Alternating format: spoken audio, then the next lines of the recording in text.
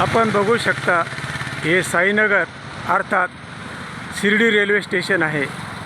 या रेल्वे स्टेशनच्या परिसरामध्ये मोठ्या प्रमाणावर रस्त्याच्या दुतर्फा वृक्षांची गर्दी झालेली आहे।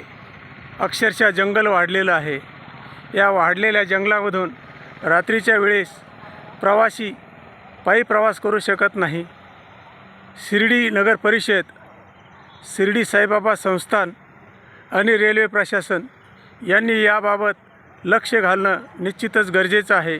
आपण बघू शकता रेल्वे स्टेशन हे मुख्य रस्त्यापासून साधारण 1 किलोमीटर अंतरावर आहे आणि हे 1 किलोमीटर अंतर अंधारात कोणीही पायी चालून जाणं शक्य होत नाही।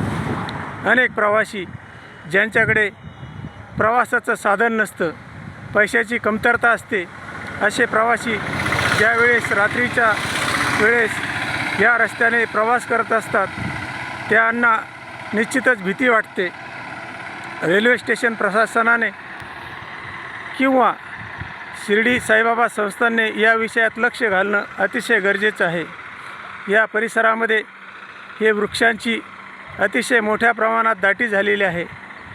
याच परिसरामध्ये यापूर्वी काही घातपाताची कृत्य झालेली आहेत। या परिसरामधून महिला, मुली अथवा तरुण मुलेही जाऊ शकत नाही, असे या प्रकारचे हे जंगल वाढलेलं आहे। या जंगलाचा बंदोबस्त करणं निश्चितच गरजेचं आहे।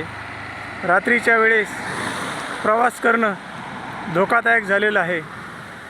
तरी माझी नम्र विनंती आहे की राहता शिर्डी नगर परिषदेने, साईबाबा संस्थानने अथवा रेल्वे प्रशासनाने याबाबत लक्ष घालावं। तसेच जे पत्रकार बंधू आहेत त्यांनीसुद्धा या विषयास वाचा फोडावी, हे अतिशय गरजेचं आहे। हे रेल्वे स्टेशन अशा ठिकाणी आहे, रात्रीच्या वेळेस प्रवाशांना प्रवास करणं निश्चितच भीतीचं वाटतं, भीतीदायक आहे, धोकादायक आहे। कुठलीही घटना घडण्यापूर्वी, मोठी घटना घडण्यापूर्वी निश्चितच रेल्वे प्रशासनाने किंवा शिर्डी साईबाबा संस्थानने या परिसरातील हे वृक्ष कमी करावेत, इतकीच विनंती। जय हिंद, जय महाराष्ट्र।